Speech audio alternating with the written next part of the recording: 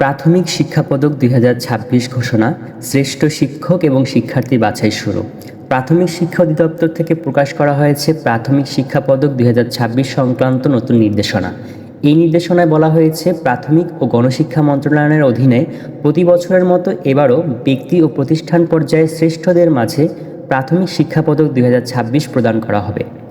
এবার মোট 17টি ক্যাটাগরিতে প্রতিযোগিতার মাধ্যমে শ্রেষ্ঠ নির্বাচন করা হবে।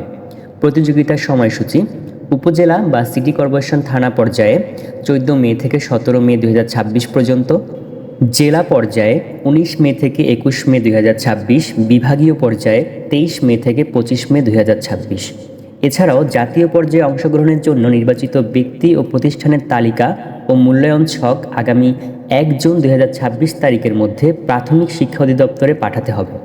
গুরুত্বপূর্ণ বিষয়: প্রাথমিক শিক্ষা পদক প্রদান নীতিমালা 2026 অনুসরণ করে প্রতিযোগিতা আয়োজন করতে হবে।